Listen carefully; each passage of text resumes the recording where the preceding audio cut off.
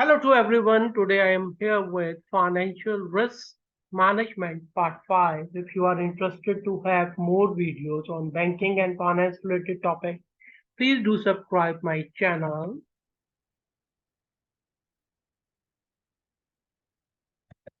Now here we are going to discuss why capital matters, protecting the banking sector from losses resulting from the period of the excess credit growth followed by the period of stress. Now, stress is the period where the state also want to keep on growing the economy, and at that during that stress period, the financial institutions used to ask to play their role to lend money on the easy terms and the flexible terms. Definitely, it's very important to keep on moving the country economy. Secondly, helping ensure credit remain available during the period of distress. During the build-up phase, as credit is being guaranteed at a rapid pace, it may cause the cost of the credit to increase, acting as a brake on the bank lending.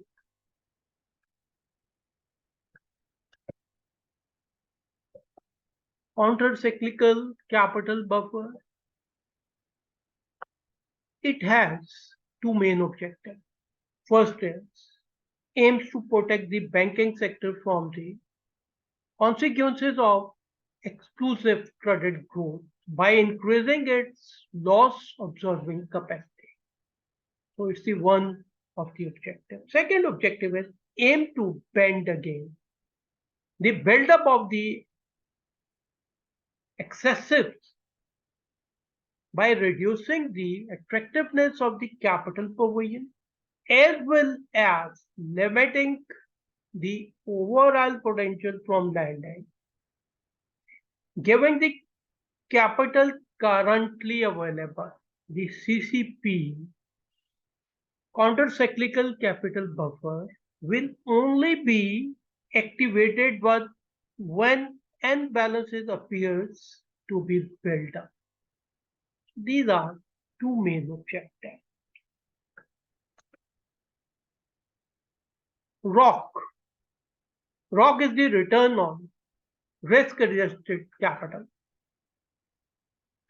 Now, risk-adjusted capital is capital that has been adjusted after balancing the five main risk metrics. Alpha. Alpha measures the risk-adjusted performance. Beta measures an asset risk in relation to the market. Because beta is equal to 1 at market risk.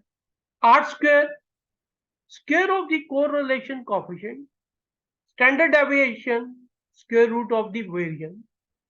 Sharpe ratio, a measure of portfolio's excess return related to total variability of portfolio.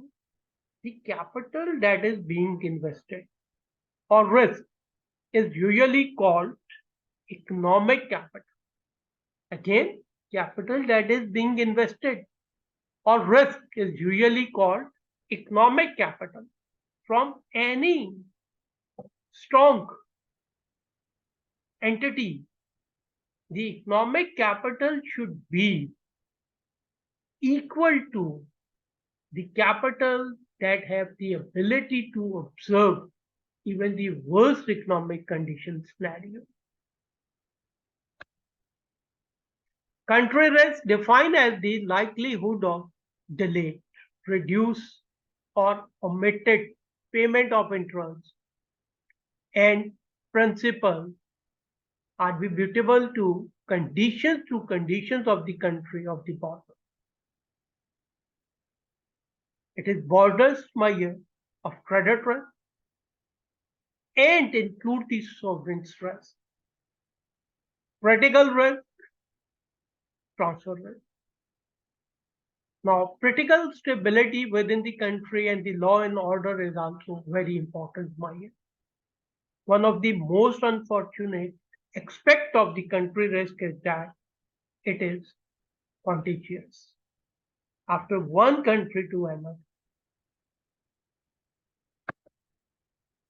Transfer risks refer to economic and financial risk factors associated with the country as distinguishedly separate from those of the borrower. It can be assessed by examining the country's balance of payment. That is a part of country's current part of the balance sheet. Foreign exchange is crucial to a country's ability to serve its foreign debt. That is highlighted by the foreign exchange reserves, importance of the exchange movement and the trade between the countries. That is measured by trade surplus or trade deficit.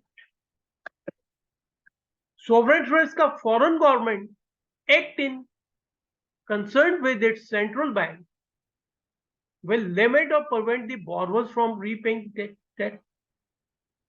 Basically, sovereign risk are related to any of the government action.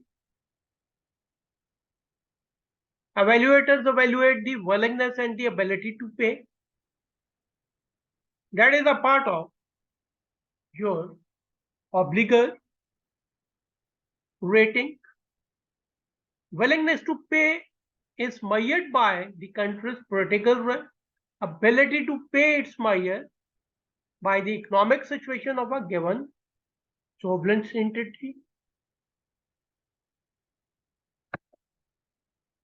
Economic factors that influence the sovereign's ability to pay are.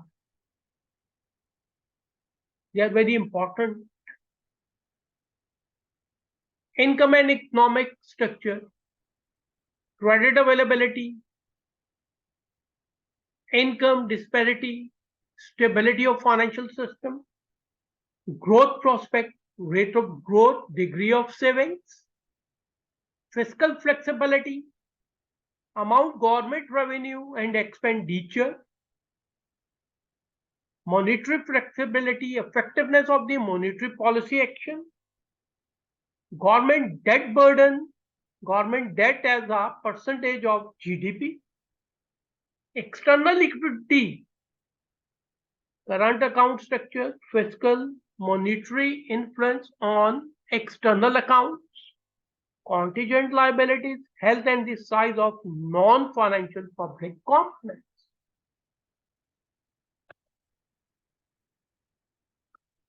Political risk is the relation between the constitution of a country and the mean by which it is enforced. In some countries, the constitution is held in the high esteem, while in others, the constitution is used as a vehicle few governments to achieve their goals, not the wants and needs of the citizen. Role of bureaucracy contribute to the political risk with the country. Greater potential for corruption in a country's government system contribute to the level of political risk for a country. Challenges in assessing country risk. Sovereign and foreign borrowers provide incomplete and inadequate information. It's very sensitive. Significant delay in the time it takes information to become available. So sometimes they have their own secrecy. They don't want to disclose to others, but beggars have no choice. Thank you very much. See you soon with the upcoming video.